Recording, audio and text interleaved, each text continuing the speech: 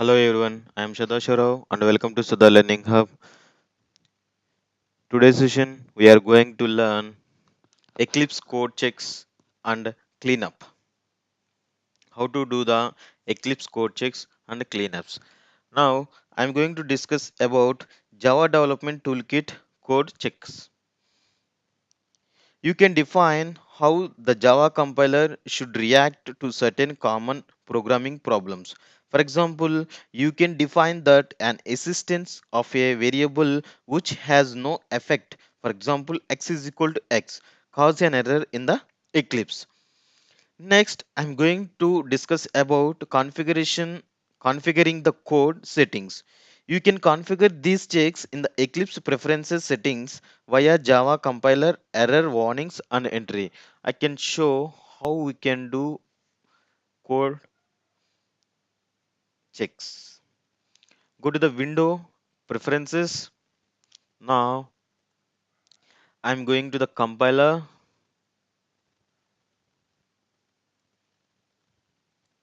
See here, this is the compiler. In this compiler, I'm going to the errors and warnings. Errors and warnings.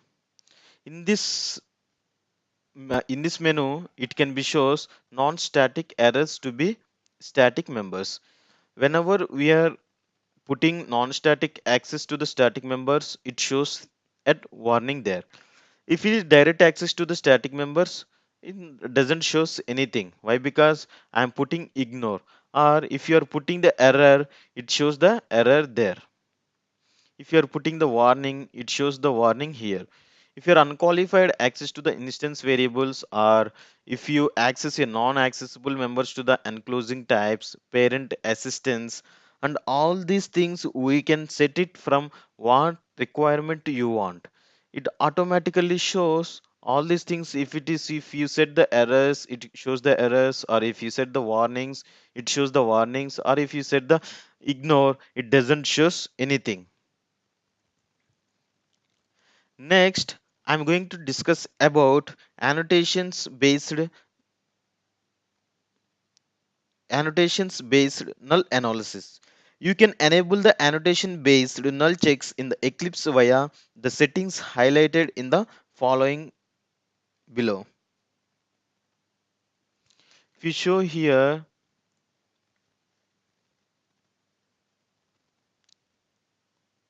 if you see here, one drop down is there. These are all annotations. Regarding the annotations, in this regarding the annotations, if you set use the default annotations for the null specifications,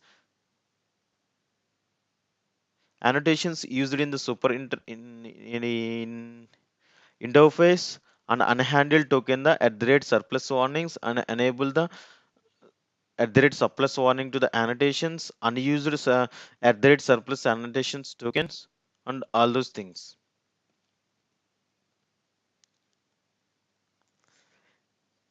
It allows to be a null. You can also use the at the rate nullable annotations to define that a variable can be null.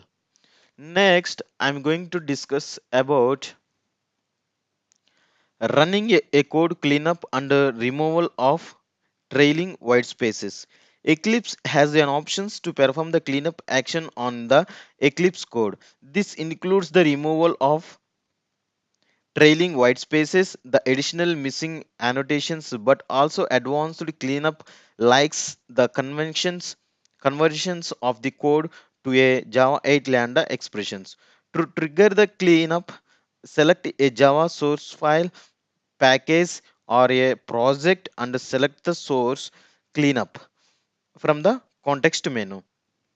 If you see here, if you want to clean a Java file or a particular package or a particular project, select on that project and select the source and do the cleanup.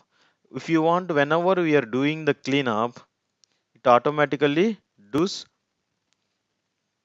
removing the all these spaces and unwanted spaces.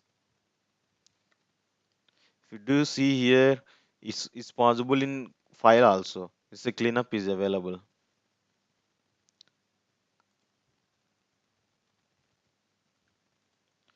Next, after finishing the configurations, press OK and next button is the cleanup wizard to get the preview of the changes. This is about Java Development Toolkit code checks and how to do the configurations about the code settings, and next how to clean up the code while removing the white spaces and all those things. Thank you so much watching this video. Hope this lesson helpful to you.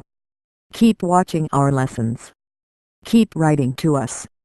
Do not forget subscribe our channel Sada Learning Hub because we have many sessions that would help you to develop our skills, and I will be back soon. Till then you take care. Bye bye.